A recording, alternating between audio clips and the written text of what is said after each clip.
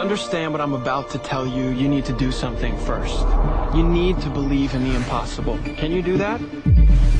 What do you desire that you can't have? When I eat a brain, I get visions. Don't ever come back to Gotham. You have failed this city. Jesus, what kind of a preacher are you? There's about a dozen ways that I could stop you right now. But I don't think I have to. Because where I'm from, your grandson becomes the greatest hero in the universe. Now you should at least give a brother a moment to say something heroically clever. In the future, my friends may not be heroes, but if we succeed, they will be remembered as legends. Welcome to the DC TV report for the week ending Saturday, February 16th, 2019. I'm Edward O'Hare, nickname to be determined. And I'm Sarah Netzley, academic by day, freelance writer by night. We're here to bring you recaps, news, and commentary for all live-action television shows based on DC Comics. And we have 5 new episodes this week. 1, a hotly anticipated premiere. Yay! Yay! Doom Patrol is here. And it's fun, but I'm jumping the gun on that. So before we get started, all the cats are present and accounted for in the home. All the doors to my house are shut. My husband is sick on the couch and is not leaving for 3 days. So we should be all locked up nice and tight. Excellent. Good. Yeah. And Ed, I have a question for you. Why am I incapable of reading about the Mars rover Opportunity and crying every time I do? I can't stop. Okay. Why must I anthropomorphize like this? I don't know. I'm not quite sure what you're talking about, but... What, Ed! Opportunity, the rover who was supposed to last for 90 days to explore Mars and then went for 15 years. Oh. And they finally ended the mission because she died. Well, not died. She ran out of... Her last transmission was, my battery is low and it's getting dark. She lasted for 15 years longer than her 90-day mission. And her last transmission was, my battery is low and it's getting dark. And then NASA played their last message to her was, I'll be seeing you. Oh my God. Look it up and weep. Get in touch with your feelings, man. Okay. Anthropomorphize this robot with me. All right. What's going on with you? Okay. Well, you know. They nicknamed her Oppy for Opportunity. It's, all right. You go. So yeah, you know, stuff's happening. I'm getting called out on Twitter, which is fine. I knew that was going to happen. Did I miss this? Well, after last week's episode dropped, I knew this was going to happen. There's always backlash when I mention that I don't watch Game of Thrones. At Bauer Fett, you know, said no Game of Thrones. Ed, really? I feel like I need to file a complaint to Bill Sweeney. Otherwise, I will now consider you the High Sparrow of podcasters. That's a vicious insult. You wouldn't get that because you don't watch Game of Thrones. No, I don't. Vicious insult. So I should be highly offended. I mean, the High Sparrow is a brilliant manipulator, but not a very well. I mean, it's Game of Thrones. None of them are good people. So okay. So yeah, I've chosen to move on, and you know, I'm focusing more. I'm closing in on my Oscar challenge. I just have 5 short films left, and 1 3-hour-long German film called Never Look Away. Oh God, what do they not want you to look away from? For 3 hours. Well, it's a European film, and I think, I don't know if I've established this before, but in my experience, all European films either end with either sex or suicide. So, you know, or both. Yes, or both. Sometimes both. There was one nominee last year from Hungary, which ended with a woman who had slit her wrists, but then decided not to commit suicide because she'd rather have sex. So, you know. I mean, that's just good decision making. So. Yes. It's funny, like, you know, Germans are known for their efficiency, yet they feel the need. Yes, this story is going to take 3 hours to tell. Um,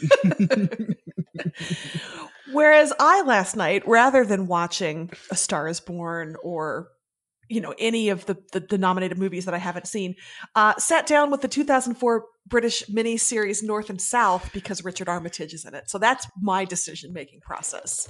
hang on a second. Back up here. Uh-huh. You haven't seen A Star Is Born? I haven't. Look, I know it doesn't have a happy ending, and I'm a lady who likes a happy ending. So I'm real skeptical.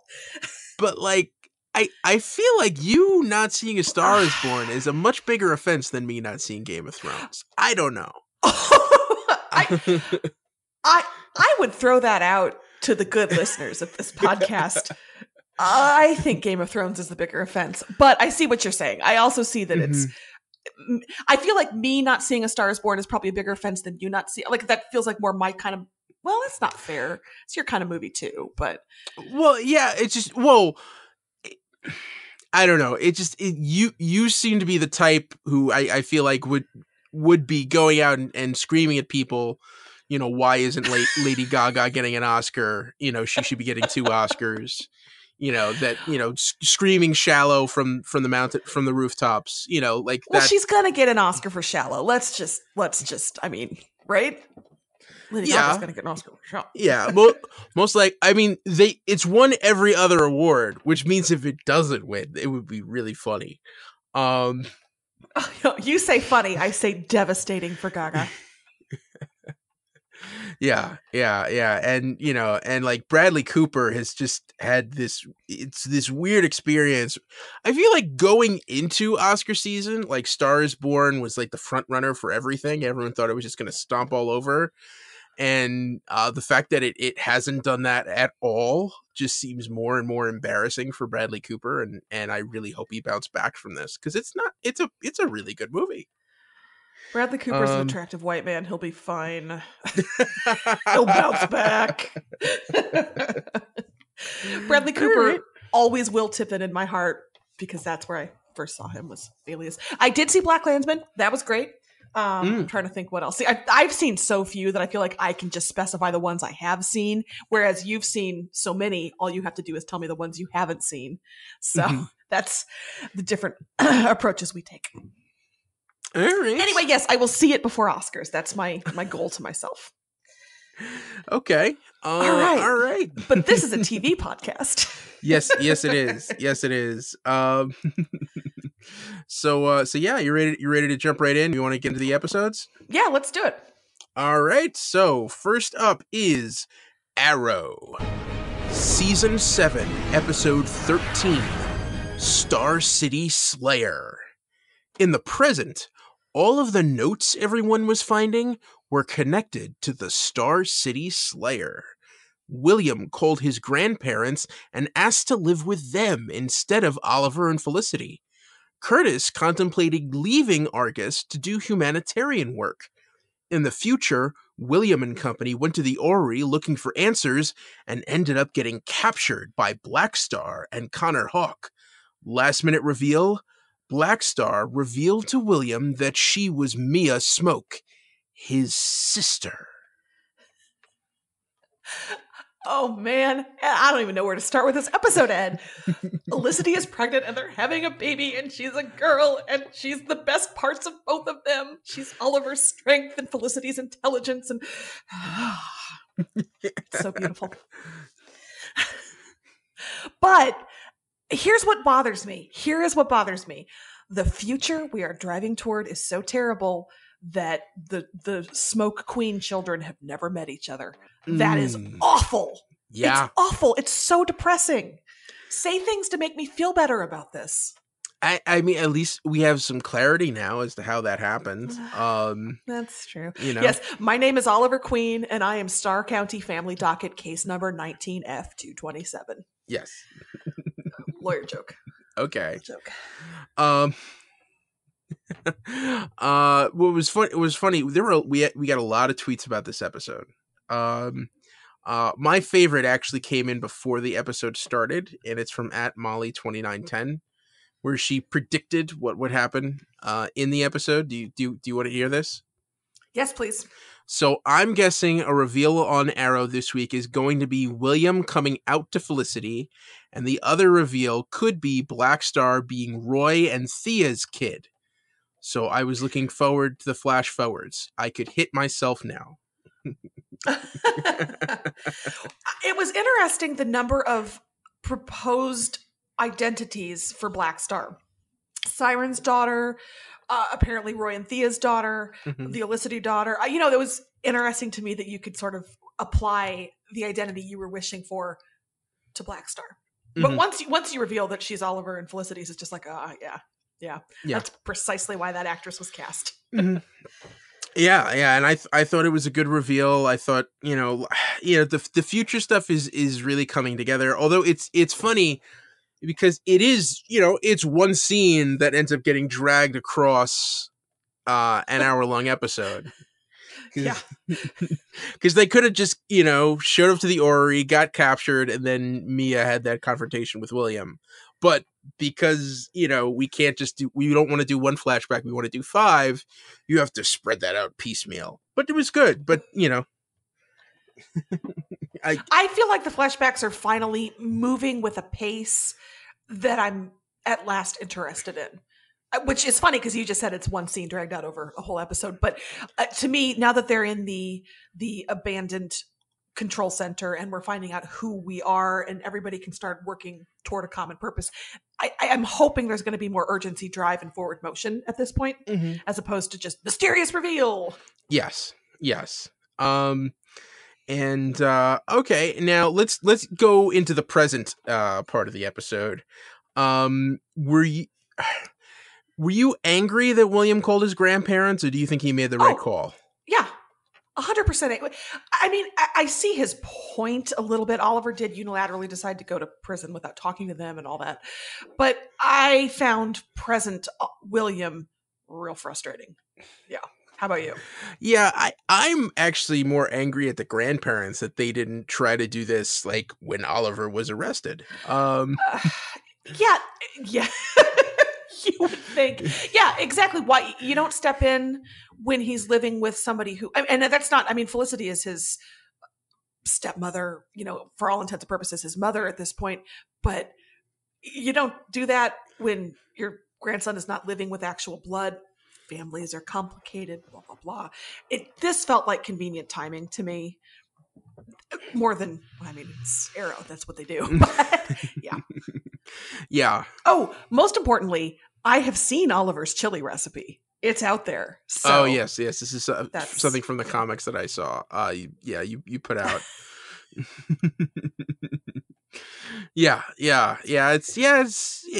It looks like it would be hot. It looks like it would be very hot. So much chili, so many different kinds of chili. Yes. Spices. Anyway. Yes. But yeah, that I found that frustrating, and I find the whole family law aspect of it, I go down rabbit holes of, would the grandparents have a good standing there? He is the father, so I just don't want to have to think about that in my superhero comic book show. Yeah. At Molly2910 also did tweet out, if William is moving to Central City, does this mean he knows who the Flash is for his protection?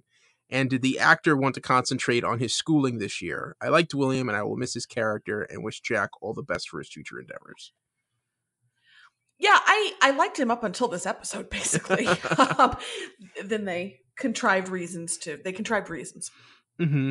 Yeah.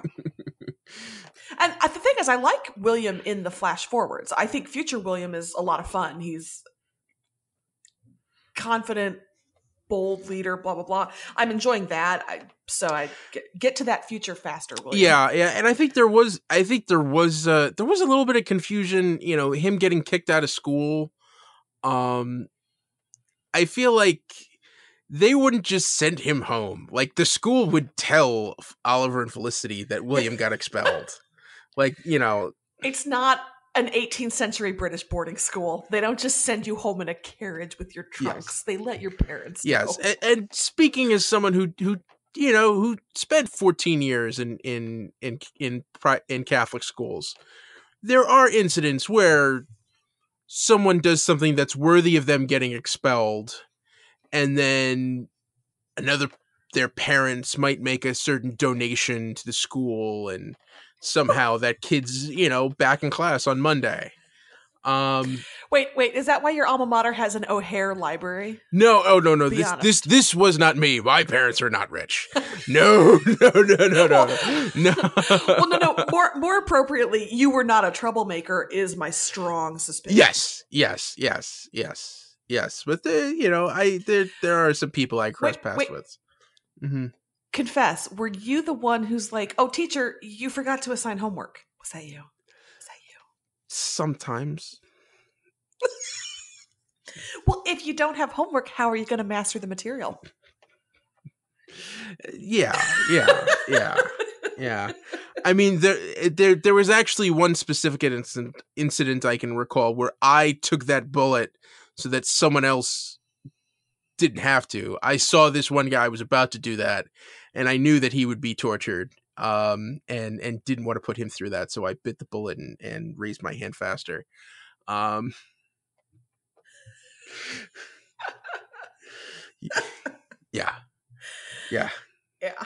That's part of being in the honors program. Is this a good segue into Curtis this week? I feel like this is a Curtis thing to do also. Yeah. Yeah, Curtis.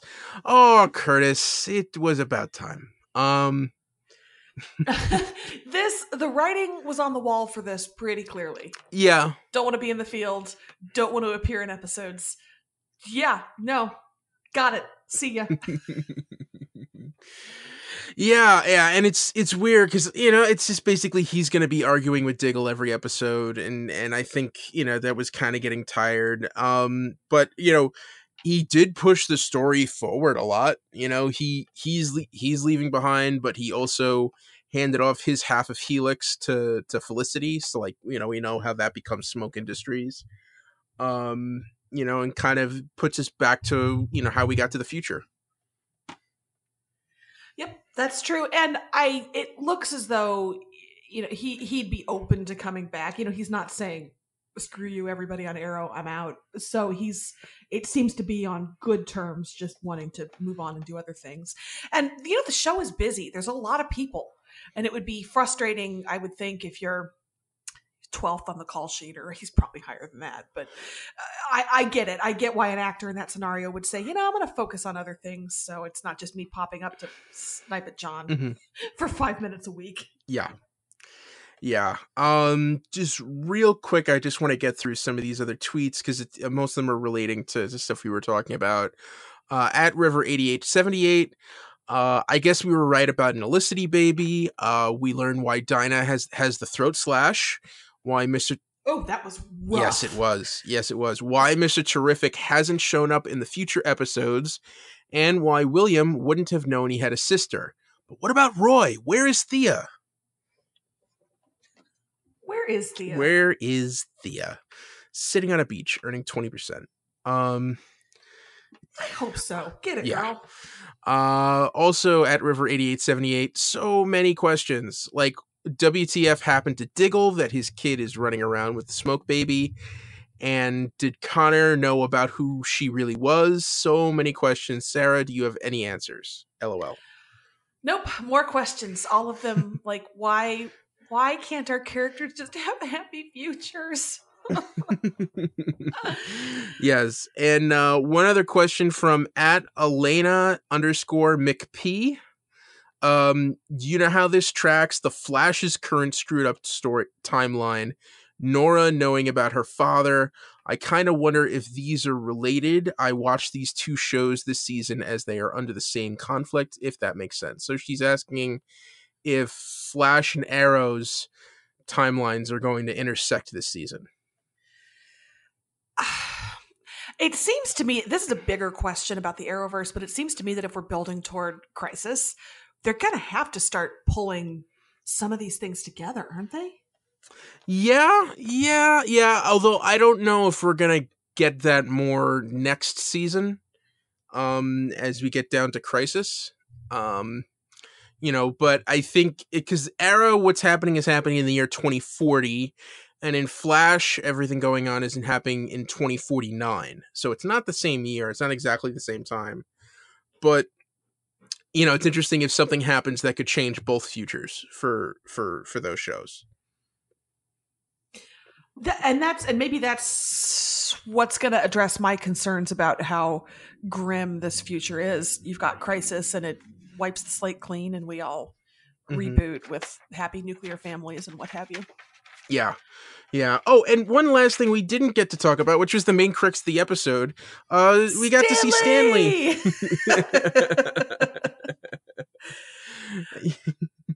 Yeah, kid needs help. Yeah. That menacing while your victims are paralyzed scene was that's scary stuff. Yeah, that was intense. I thought it was cool that they brought him in. I'm a little surprised that he was only around for one episode. But I thought this was a nice change of pace.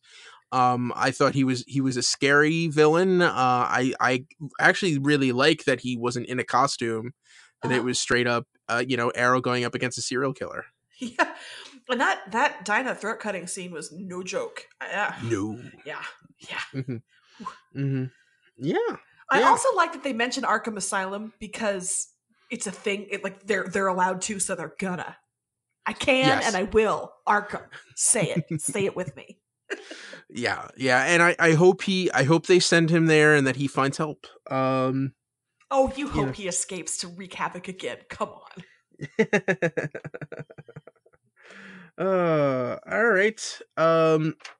All right. Is there? I think that's it for the episode. Is there any news for Arrow this week? Two little bits. Joseph David Jones, who plays Connor Hawke, is going to be a recurring character for the rest of the season, so we're going to see more of his Black Star partnership. And the show did not release the title for the 14th episode until this week, and that title is going to be Brothers and Sisters, which makes sense since we've had 2 surprise brother-sister reveals this season. So yeah, looks like we're going to explore that. Yeah, cool. And and we're gonna get more of a Miko. Oh, I missed this episode. Same. Yeah. All right. So that's it for Arrow, right? That's it. We're moving on. All right, moving on to Black Lightning, Season 2, Episode 13, The Book of Secrets, Chapter 3, Pillar of Fire. Agent Odell pressured Lynn to move the pods before the Markovians could attack. Tobias and Cutter woke up Shakedown and planned to steal the other pods. Principal Lowry found himself in a PR nightmare, and Jefferson was offered his old job back. Anissa went to Gamby for help tracking down Grace. Jennifer learned that her powers may be unlimited. Last-minute reveal: Todd's new car exploded with Todd inside it. Todd, no. No. Todd. It's sad that it was so obvious that they didn't hire that actor for this last episode.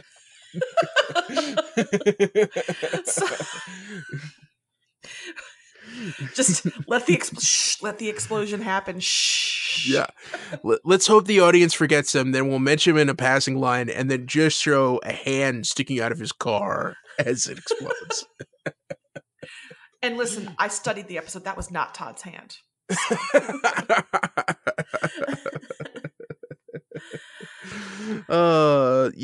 hardly knew ye. R.I.P. Yeah, once again, Black Lightning is busy. Yeah, and as far as I'm concerned, this episode it all belongs to Jennifer. She's powerful. She's in the field. I mean, she's not making the best calls, but she's doing it. She's funny. She sasses her dad. Every scene between the sisters is magic, as far as I'm concerned. So yeah, Jennifer just owned this episode for me. Yeah, and it's really like she's out of control, and in a lot of different ways. But you could see that she's like, every time it seems like she's starting to get a hang of her powers, something else happens, and you realize like, oh, she could do that too. Yeah, a lot going on there. but it feels like you had 5 different storylines each, and there was a lot of depth. It's hard to believe that this episode was only 45 minutes long. How do they do this every week? Honestly, they balance a lot of storytelling. Yeah. Let's talk about Anissa. Do you think she should just leave Grace alone? I think so. Grace, I mean, I think she should be as supportive as Grace needs her to be. I don't mean to abandon her, but I feel like Grace has never been fully on board. I don't know. That whole relationship dynamic has felt strange to me. And so if Grace needs some time, she needs some time. But also, dang, she's got a grim-ass backstory. I was not expecting that. Yeah. We find out, she's an orphan now. She has these powers. She, the Grace Choi was a completely fake identity. Like, what's going on there? Yeah. And I love how Gamby's just like helping her through all of this. Like, yeah, you could use my stuff. You could do whatever you want.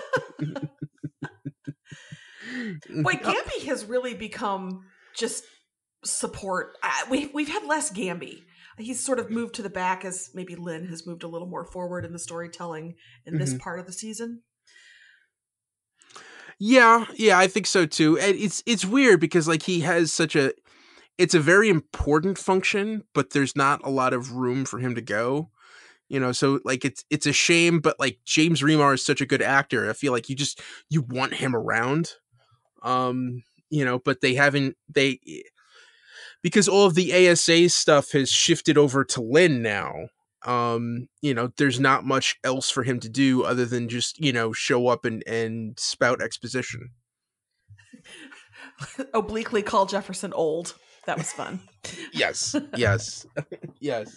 And do you think Jefferson should have let Lowry burn? Ooh, that was tough. First of all, I think waiting until he's in bed with his wife to tell her about maybe getting his job back was weird. That's the kind of thing that you text, babe, I have big news. Can't wait to see you after work. Right? Mm-hmm. But no, he's just like, oh, by the BT dubs, 18 hours later. I don't know. I understand that he said he was doing it for stability. Mm-hmm. To me, that felt like the wrong call. But I hate to say that because Jefferson is such a solid, good decision maker usually. I don't know. What do you think? Yeah. I think it's also kind of like, because remember, like Jefferson and Lynn are still technically divorced. So it's they kind of have a strange relationship to begin with. But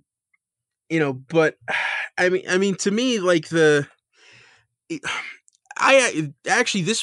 was one of the more grounded parts of the episode.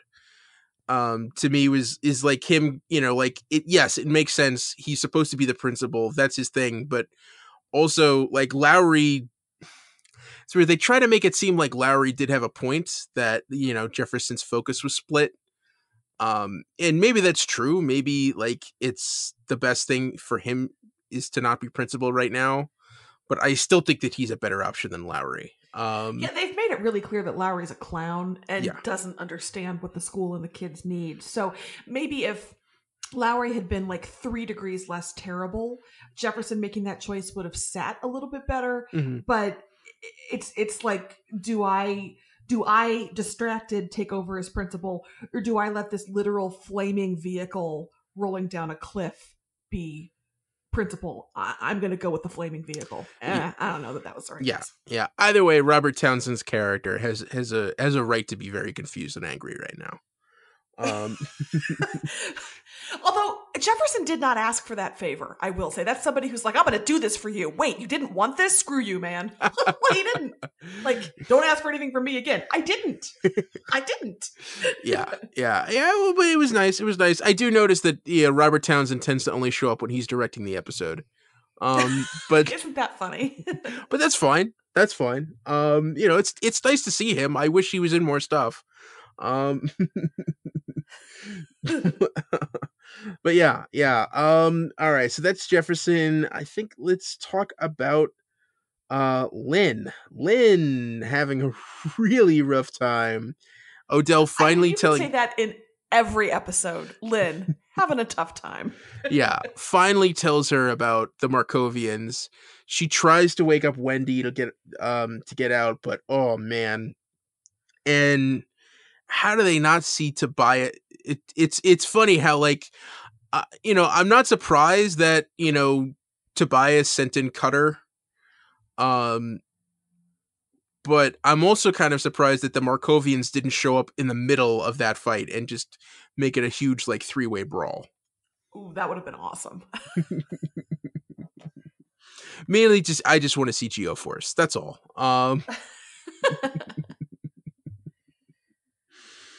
But yeah. Does Lynn still have a job? Like, what's I am so I'm so baffled by all of it. Yeah. I'm gonna assume yes. I'm assuming it takes a lot to get fired from that position. So she's fine. She's still got her 401k. She good. Mm-hmm. Yeah. Although we were talking about Gamby. Although one thing, he does know who the Masters of Disaster are, so he will be able to help Jefferson kind of prepare to battle them in the upcoming episodes. So that will be cool. Yeah. So there was a lot going on in this episode, but I think it was fun. It was interesting and engaging. And I think one of the ways that it balances that is that even though the story is very dense, they still make sure that everything is character based. And that you're seeing this through these characters' eyes and experience it and feeling the emotions with them. And I think that's a really good hallmark for this series. We talk about Arrow drawing out one little scene over the course of an hour. This show, can you imagine if Arrow had the pace of this show? Oh my God. Yeah. Well, I mean, they'd finish the season in 4 episodes. I don't hate that. Yeah, well, although it's also Black Lightning is only going to be 16 episodes this season. I think we only have we only have 3 episodes left this season. So wow, I hadn't realized that had gone so quickly. So we're on the final, because they were packaging these in 3s. So we're on the final arc, leading into this upcoming week. Yeah. Huh. Yeah. Right. Although I think we're going to have a couple weeks off. I think we're I think Supergirl is this Sunday, and then all the other shows are taking like 2 weeks off. I am so confused, CW. What are you doing, baby? I guess Supergirl took off for the Grammys this week, and then we don't have anything on Sunday next, as you're listening to this tomorrow, basically, or today as you're listening to this. Okay, yeah. So I will just show up and talk about what you want me to talk about next weekend. I don't know how many episodes we're going to have. Okay. That's fine. All right. Was there any news from Black Lightning? Nothing specifically show-based, but Black Lightning and the CW are partnering with the Boys and Girls Club of America on an everyday superheroes program, which kind of is about role models and communities. And Cress Williams and Marvin Jones III were at the Harlem group for a kickoff of that partnership just this past week. So I thought that was kind of nice that the stars of the show showed up and met with kids at the Boys and Girls Club of America in Harlem to kick off this new program. So very cool community outreach. Yeah, that's very cool. All right. So that's Black Lightning. Moving on to The Flash. Season 5, episode 14, Cause and Excess. Barry ran into the Speed Force for an hour to let Cisco's Metagene cure cook faster. While he was gone, Nora kept jumping back in time to try to prevent Cicada from killing different members of the team. Cisco's first date with Camilla kept going sideways due to Ralph's poor advice and deja vu vibes from Cisco kept getting from Nora's time traveling. Last minute reveal, Thawne reassured Nora that if she followed his instructions, she would save her father. I mean, you gotta stop taking advice from people in maximum security lockup. It's just like... Yeah, it's a thing. My biggest disappointment with this episode, and I am so sorry, I have a couple of them, was that Cisco did not Groundhog Day that date. Like that he wasn't able to pick up a little bit here and there to turn himself into the perfect Bill Murray for Andie MacDowell. Yeah, I mean it sort of worked out that way in the end. But I think true. It's also I mean it's weird because like you got a little bit of forward progress, but this episode did feel like it was spinning tires.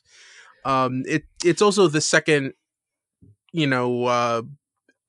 time loop episode we've had in 2 years. So and Legends of Tomorrow has done this and done this so much better. When Legends did it with Here We Go Again, last season, that was brilliant. That's one of my favorite episodes of Legends of Tomorrow. So well handled, great character study for a new-ish character. This just the permutations and the repetitiveness. It didn't offer anything new or clever or interesting for me. And I think it just suffered in comparison with better time loop episodes within the Arrowverse, is my thought. Yeah. I mean, it's weird. The Nora side of this episode, I wasn't that impressed with, and I feel like it it's supposed to be repetitive, but it felt redundant after a while. I did like the Cisco stuff. Same. Yeah. Yeah, I thought that was interesting. I thought it was fun to see, the actor got to stretch his legs a little bit and showing, him with the different sides of himself, trying to be, the slick rich guy or the workout guy and realizing, he has to be himself. That was good hair acting. I enjoyed the hair acting when you make the hair work for you. Yeah. And it's weird. I'm surprised it took this long for Barry to sit Nora down and have the this is why we can't travel through time talk.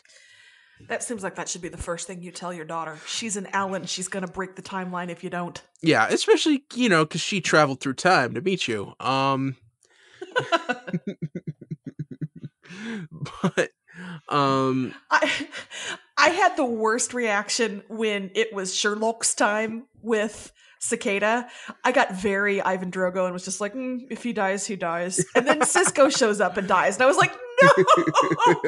That was the one future I was okay with. You're the worst.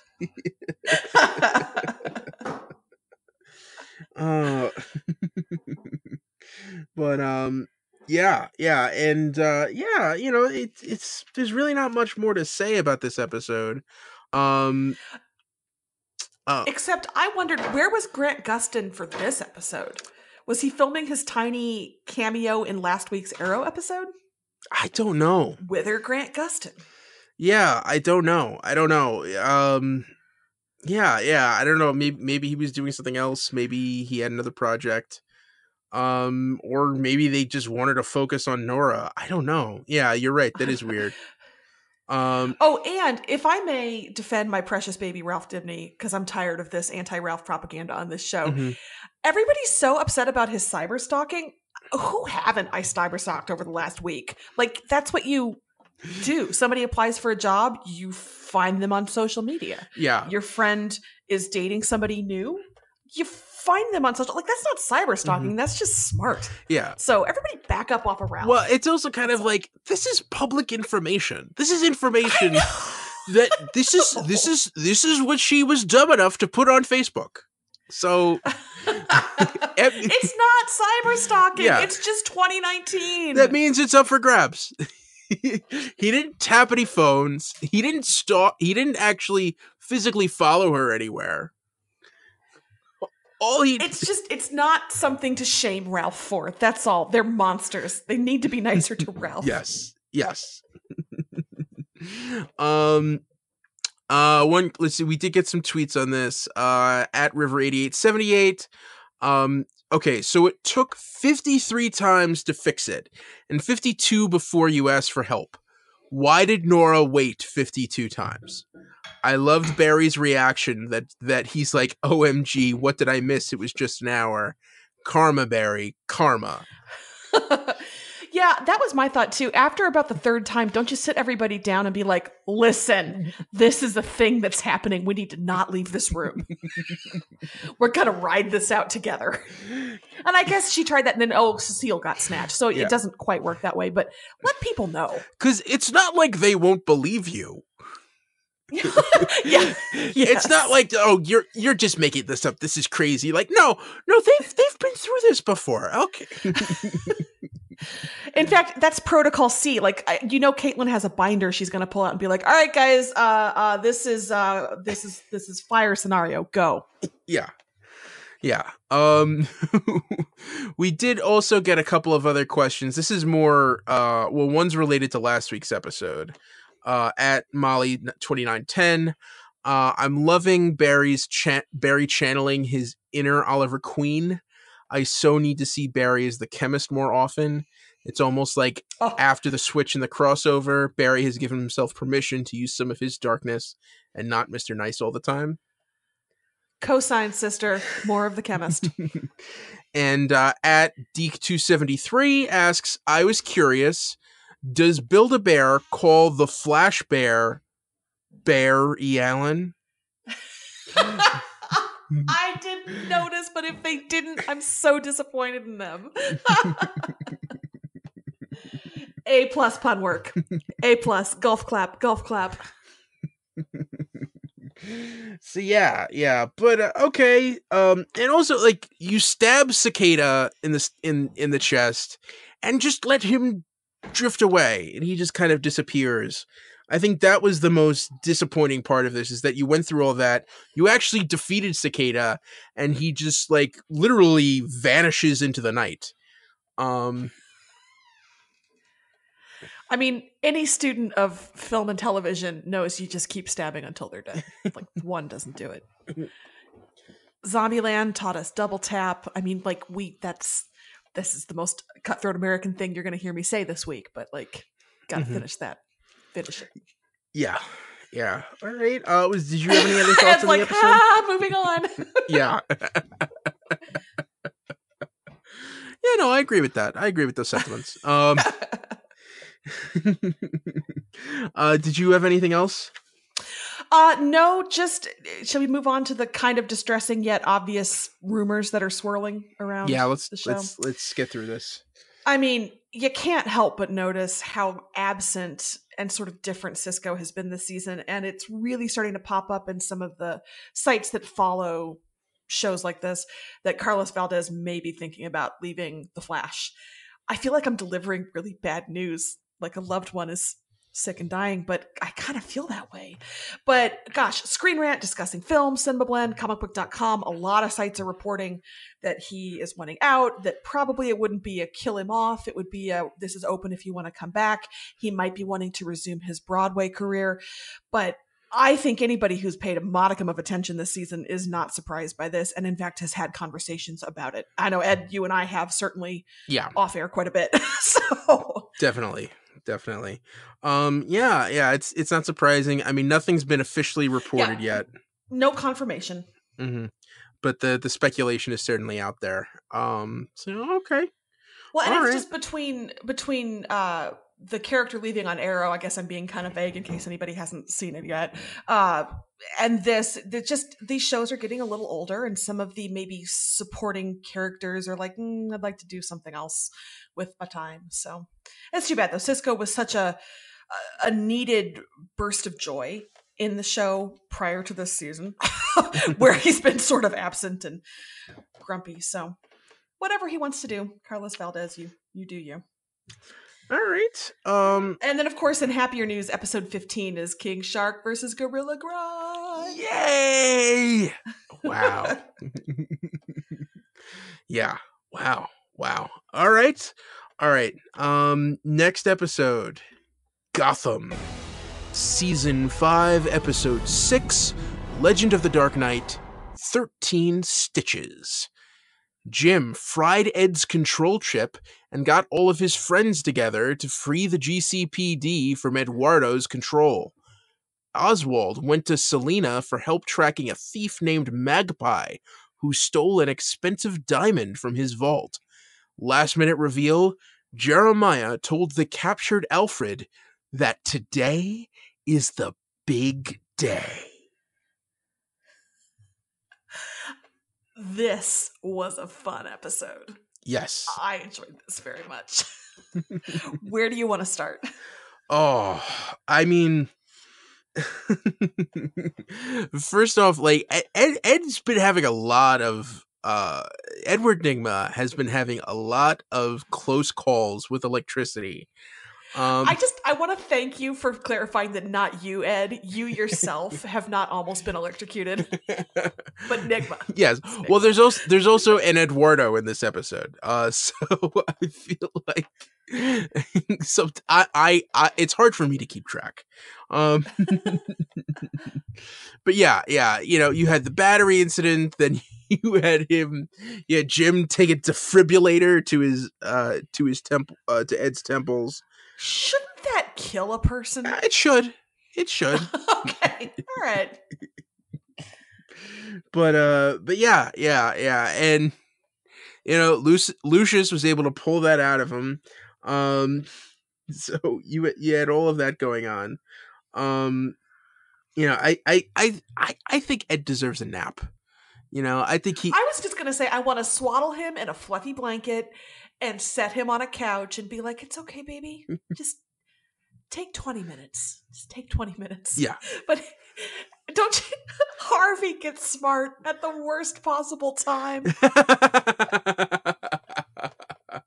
Well, it's weird because, you know, you've got to imagine Harvey still thinks that Ed blew everything up. He doesn't know that he's working with Jim.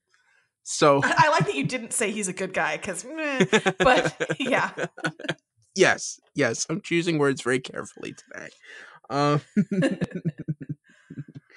But yeah. I do love that little essay he had to write in 3rd grade just kind of like peeks back at him like, wait a minute, that bird's extinct.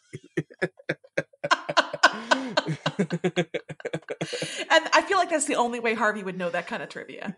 He's not somebody who's watching nature documentaries. No. Now. But yeah. You know, and you know, it's also kind of I think Eduardo his you know, facing off with Jim, you know, just shoot the guy. You know, you don't need to have that fist fight with him in the middle of nowhere. I agreed, but I kind of applauded Jim actually using that machismo to get him to do that. I don't know why Jim wouldn't just pull the Indiana Jones, you know, and shoot him. But I think he really intentionally goaded him with a masculinity contest to make him put down the gun. But boy, that rebar through the chest was ooh, man, unexpected. Yeah, and when Walker finally showed up at the end, and you know, we got to Eduardo Duran's has finally been exposed to Venom, and you know, we see he's turning into Bane now. That was an exciting moment. I enjoyed the voice change, the immediate voice change. Yeah, and yeah. Do you think Jim is going to carry an extra layer of guilt because the Haven deaths were caused by him setting up Haven? I mean, he shouldn't, but he probably will. But he is. I mean, he is though, right? I mean, yeah. That's just the Jim way. Oh yeah. Oh yeah. Oh wait, before we move past this, I had a lot of favorite parts of this episode. One of them was Nygma's little wink when he attacked Jim. I loved it. Yeah, you had a lot of big things happen in this episode. Jeremiah captures Alfred at the end.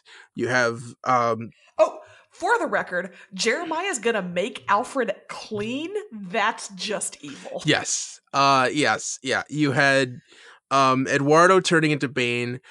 Lee shows up. We finally see where she's been. She probably doesn't have a memory because she's I'm guessing she's been locked in a cryo vault for the last 6 months. I have to admit, I was embarrassingly slow to realize, oh, there's another chip. I mean, like when they said we have a second one in play, I was like, oh no, Lee. Oh no. But I'm glad that, she survived being tased in the head.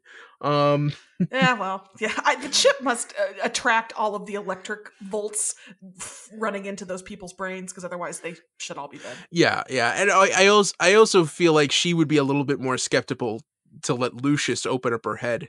Yeah, but maybe they had an off-camera scientist to scientist talk about it. I don't know. Maybe I would have liked a little bit more jealousy as Babs and Ed watch Jim and Lee go off to talk. We had a little moment of that, but I found that delicious, and I would have liked that for a whole episode. Well, I think Babs really, was able to figuratively stick a knife into Lee when she walked in and told Jim, "Oh yeah, I'm preggers." 2 thoughts on that. Number 1, Babs's hair, good. It was good this week. And number 2, Harvey's little say what? Babs talks about the good time we had right over there. This was a funny episode. So good. Yeah. And I'm excited. This is a crucial thing that had to happen. Now, we know that Babs is pregnant, and we know who is going to come out of that. If you read the comics, and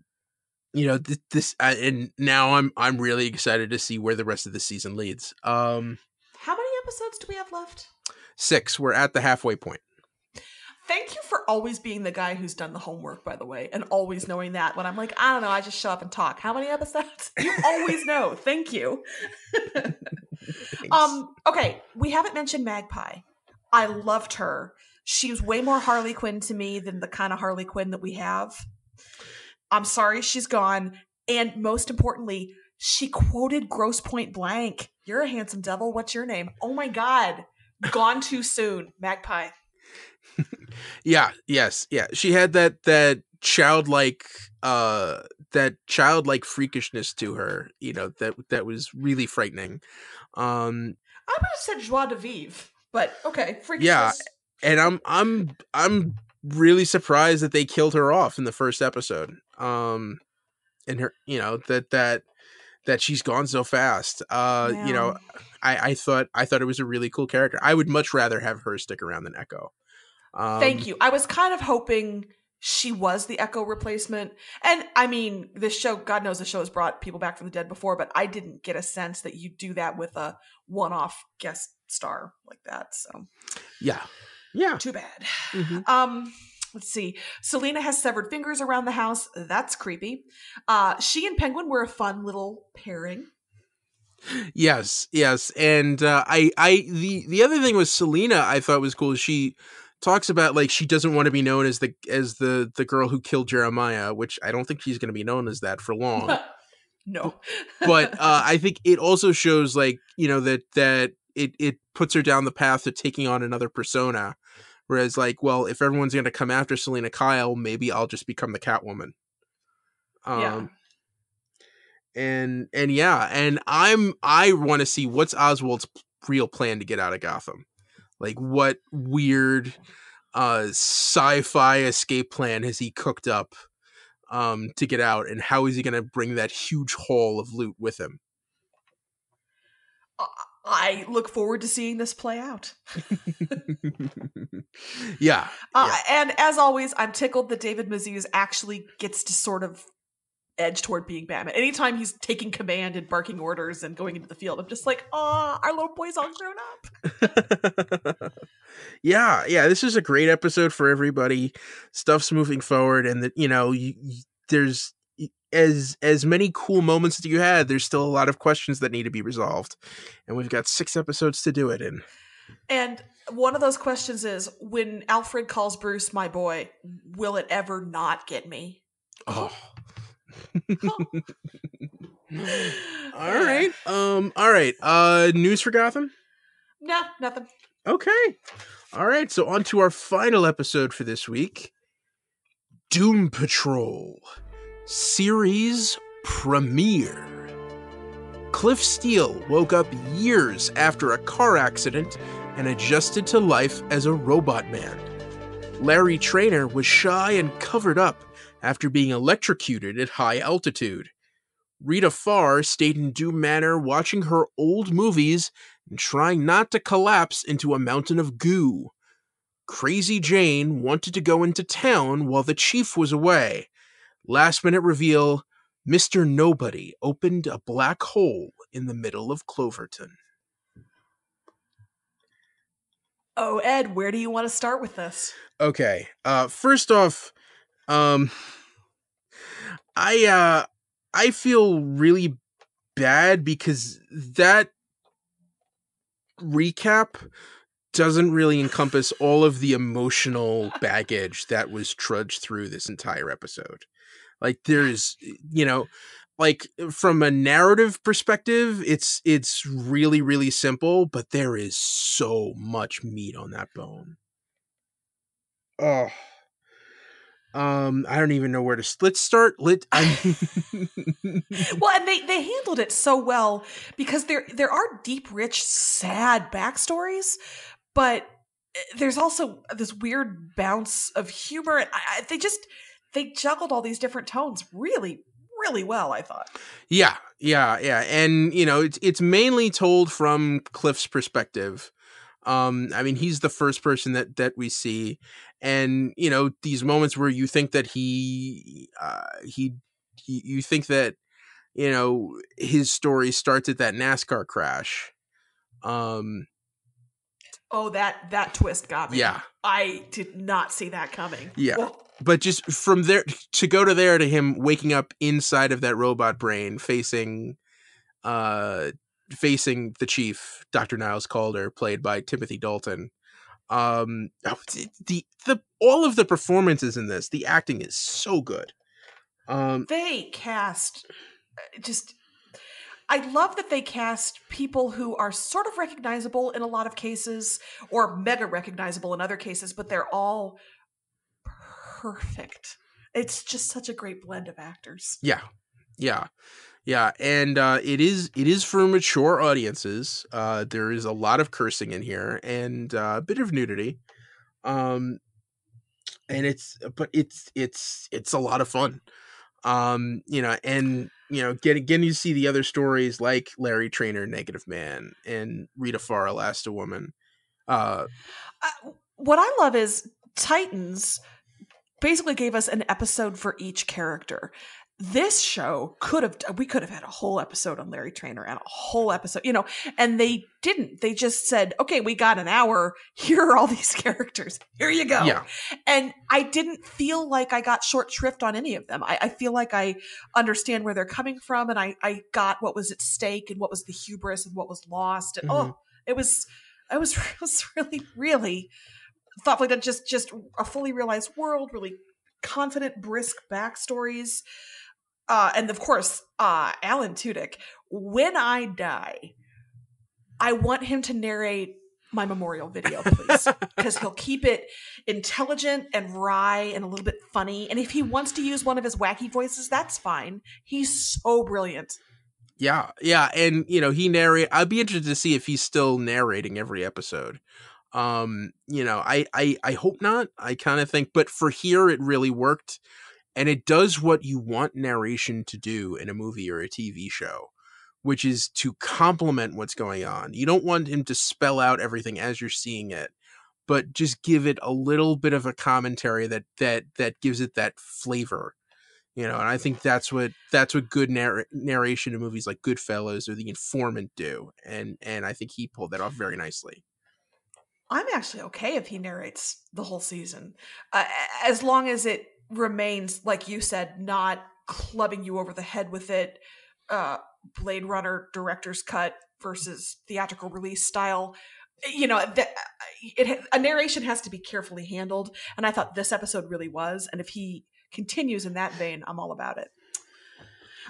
Really fast, literally 9 minutes ago, our friend Steph from the Gotham Lights podcast texted me. I didn't get her permission to read this. I hope it was okay. My God, Doom Patrol was so depressing, but also so very good. I just thought it was funny that she texted me that as we were recording. Yeah.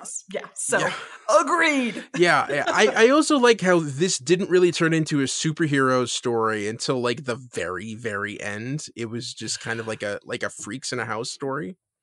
Well, that was with maybe 10 minutes left. I said to my husband, did they fight crime? Like how, what do they do other than rattle around this mansion and be weirdos? So I was curious. Also, what's the deal with the donkey? I don't know. I just no. I don't want to be around it when it's flatulent. I mean, that's just like real donkeys too, though. So it's okay. Really, really fast. I love the different eras. I love that we see the 40s and the 80s and the 60s, and they said Crazy Jane 70s. Maybe we'll get a flashback to that. I thought that was super cool. I love that Larry's inhabitant. It's like a shining heart. I thought that was kind of interesting imagery. Is he gay in the comics? I don't know. I don't know. Because I love that. I love that twist. I love that reveal. I just was curious. That was great.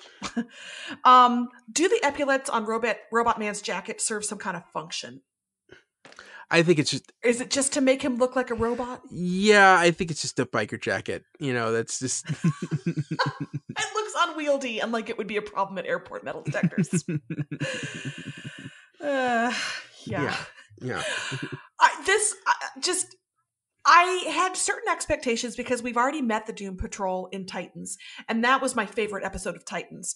This did not have the same kind of wacky comedy feel, and so it was a little different than what I was expecting based on the Titans episode. That doesn't mean I didn't like it. I really did. It just was a little different, was all. Than I was expecting. But good, deeper, richer, interesting backstories. Yeah, I think Rita's a blob monster. Very cool. Yeah, I think this was a great introduction. I'm ready to see okay, now let's unfold the story here. Also just because Mr. Nobody, I thought the effects for him when he shows up to taunt the chief was really cool. I kind of like that he's like slashed apart into all these different pieces. It almost looks like a reflection out of a mirror. And he seems really formidable. I don't know how you stop a black hole that's consuming your town from the inside out. Fiddle-dee-dee. Yeah. And I'm interested to see how this becomes a team. I will say Alan Tudyk, for all that he's wacky comic relief and so many things, plays a great scary villain. So that's interesting casting. And I love that money shot of we'll just run into town. What's the worst that can happen? And then you see the overhead shot of just fires and destroyed streets. And a lot of fun and a lot of serious. And if they can keep balancing that, this is going to surpass Titans for me on DC Universe so far. Wow. I realize that's two shows comparing, but still. Yeah. No.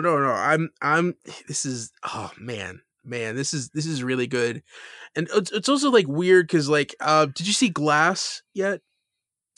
No, I didn't like Split particularly, and so I'm not super excited about Glass. And this actually is kind of my problem with Crazy Jane because I don't like the split personality storytelling trope. That's just not really my bag. Mm-hmm. So that was a really long answer to your question. No, I have not. Well, what's weird is my problem with Glass is that it would have been really good if it had come out the year after Unbreakable. Sure. It feels like it completely ignores the last 20 years of superhero movies that came out. And to me, Doom Patrol it seems to achieve what Glass was going for, is to what is it like to have these superpowers in you know, in a world that doesn't really appreciate it. You know, in a world that would not be happy to know that you exist. And I know it's a very different type of show, but I feel like it's addressing the kinds of things M. Night Shyamalan was talking about, but in a much more effective way. Oh, I have so many insults I could say about M. Night Shyamalan, but this just feels mean. But of course, it was a better way than M. Night Shyamalan did. I don't know. It's just because I just saw it like a couple of weeks ago. It just it stuck in my head in a weird way. Yeah. And now anyone who tells me that they didn't like Glass, I will push. Hey, check out Doom Patrol. So you know. Ooh, that's a good idea. Yeah. Right. Do you think that is the most we're going to see of actual Brendan Fraser and actual Matt Bomer? It may be. I don't know. You know, I hope not. I hope not. I hope not. But you know, I'm sure they will find reasons to do flashbacks. You know, if I mean, they could do with them what they did with Arrow for the first 5 seasons with the flashbacks. Yeah, that will be interesting to see. I'm sure. You know, especially like the way I'm sure that Cliff is going to be having visions of his past every chance he gets. And I feel like there's still a lot of mystery surrounding Larry. So yeah, I would not be surprised if they do that, or they may not. I don't know. But you know, their voices are cool enough. I feel like with Brendan Fraser, you sign on for a TV show. Yeah, that makes sense. Matt Bomer, it makes slightly less sense to me because he is a little more movie. Well, I say that, and yet I don't know. I felt like Matt Bomer was the bigger name, but you have other casting on DC Universe shows that are drawing in bigger names than I expected. Mm-hmm. So I don't know what kind of money the studio is backing up onto these people's property to say, hey, here's this dump truck full of money, be on our show. So I think it's impossible to predict, but I hope we get to see more of both of them because I think they're great charismatic actors and they do great voice work, but also I just want to see Matt Bomer's face. Okay. Well, we'll see. And the rest of Matt Bomer, you knew it was coming. All right. We shall see. All right. Anyway, great start. Exciting. More Doom Patrol. Yay. Cool. Any news for Doom Patrol? No, just a lot of reviews. AV Club said it's the gonzo glee of Preacher on AMC meets the fourth wall breaking of Deadpool. And, if that is going to continue, thumbs up. All right. So then news for other shows. We have so little news this week. Let's just do it. Supergirl. Caramel lives. And by that, I mean Melissa Benoist got engaged to Chris Wood, who played Mon-El last season on Supergirl. And so in real life, they are very happy. They seem to have gotten engaged in front of a roaring fire. Good on you, kids. Good on you. Congratulations. And we have a synopsis for the March 3rd episode. Supergirl's going to take on Manchester Black as well as Ben Lockwood. I thought that was noteworthy because we haven't seen as much. Well, we haven't seen much of Supergirl because she just really hasn't come back from hiatus in any regular capacity. But looks like we're going to see some more Agent Liberty very soon. All right. And then the other bit of news this week is so tiny, but Pennyworth. Music. We have a first look at Jack Bannon as Alfred, and he is in a turtleneck sweater. Yes. That's what I got for you. He's in a turtleneck and a jacket. Yeah. He's very 60s dashing. Mm-hmm. 50s dashing? Yeah, he's in a black. He's very dashing. Black turtleneck and a gray blazer. Yeah. I mean, he looks like very much like a guy in a 60s British spy TV show. Hair's working for him. I could believe that guy could grow into Alfred. I don't know. Yeah, he's just your British man about town. Yeah. What more do you people want? What more do you want? All right. I'd like to see a logo for the show. Oh, sure. Yeah. I'd like to know when they're planning to air it. I'd like to know, like, what's the deal? I'm still like trying to deal with the fact that this show exists. Yeah, it really does feel like something that's going to get canceled. I know it's not. I mean, I know that they're actually filming it, but it feels like the kind of thing that they're going to be like, never mind. Ugh, bad idea. I'm not saying it is a bad idea. It just is so tangential to, I don't know. Yeah. It's going to happen though. Well, it's on a tangential premium network. Like Epix is still trying to form its identity. Yeah, I'm going to have to figure out what kind of cable package to get to watch that. I don't even know. Yeah. Yeah. Although they did come out with their own, Epix does have their own standalone streaming service now. If you don't want to get it for cable, I think it's like $5 a month. Officially, I'm against the millions and millions of streaming services out there. Life is going to get complicated real soon. But all right. Cool. So, yeah, that's that it for That's news? it for me. Is that it for you? Yeah. All right. So let's do our winners for the week. I'm wondering if we are going to have the same winner this week. Well, there was an obvious theme. Yeah. Or something that happened in 2 episodes. Okay, we do have the same winner. Yes. Yeah. Is it preggers? It's pregnancy reveals. Yes. 100%. All we needed was an announcement over on Flash, and it would have really truly been a trifecta theme. But yeah, we have 2 surprise and yet not surprise pregnancy reveals, if that makes sense. We kind of knew they were coming eventually, but we got them both in the same week. They were both, one of them's a little happier than the other. I feel like Gotham is not a great place to raise a baby right now.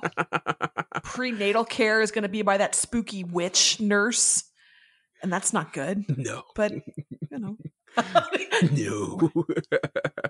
Yeah. I've told you I'm really interested to see if Babs is having twins or if she's just going to have Barbara. Ooh, man. And Felicity. And so I'm preggers. Yeah, that was the big thing. I'm also just going to give a shout out to the entire Doom Patrol. Just reiterate, I thought that episode was excellent. I thought the introductions to those characters, they're so unique and offbeat and cool. And I am like, after watching that episode, I am so much more excited for the rest of the show. Yeah.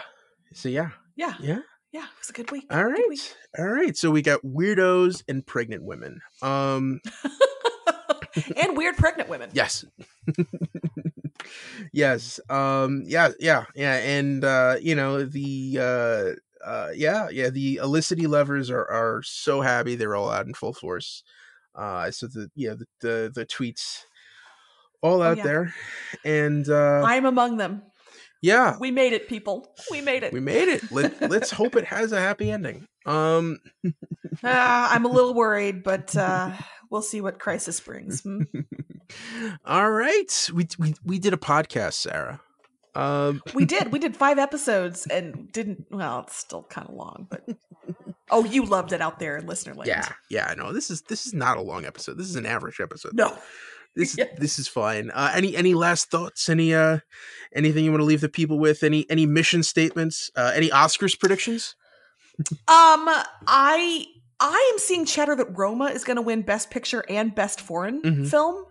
That's interesting. I kind of want that to happen. Yeah, that seems to be the consensus right now. I'd be interested to see if the favorite can pull out an upset. Do you think if anything is going to upset it, do you think it's going to be the favorite? I think so. Although, I don't know why. For some reason, I have this weird feeling in the back of my head that somehow Black Panther is going to come out of nowhere and just surprise everybody. Oh my God, the internet would explode. That would be incredible. It really would. Now that I said that, it's probably not going to happen. But you spoke it into the world. But if it does, could you imagine? Like I cannot. I'm a little worried that it's going to be sort of boring. I mean, Glenn Close is going to win Best Actress. That's just going to happen. Mahershala Ali, I think, is going to get Best Supporting Actor. I feel like some of these acting awards are going to be pretty obvious and like, oh, okay. I also think it looks like it's going to be pretty split. I feel like you're going to see like one win for a good majority of all the nominated films. See, if you watched A Star Is Born and saw Sam Elliott pull out of that driveway, you'll understand the travesty that that win for Mahershala Ali would be. I 100% want my Silver Fox Sam Elliott to win an Oscar. 100%. I want that to happen. But no, watch that scene and then you will understand what I'm talking about. You don't know, Sarah, because you haven't seen it. No, but he's just so wonderful in so many things that I have to believe. But I will. I'll watch it. And for a Sam Elliott scene, I'll watch it with enthusiasm and zeal. All right, that's enough. I'd like to thank everyone for indulging these Oscar moments. But and they're almost done. Seriously, you're gonna. Yeah. We're moving out of the season. Yeah. All right. That's the DC TV report for this week. You can find us on Twitter. I'm at Edward O'Hare TBD. And I'm at Sarah Netzley, SaraNetzley. And follow the show on Twitter at DCTV Report. Send along your emails to dctv@wickedtheory.com. Also, be sure to subscribe to our show on your podcast app of choice and rate and review us. That helps more people find us.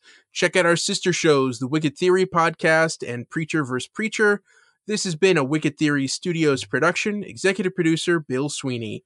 Visit us at wickedtheory.com. Shazam, everybody. Shazam.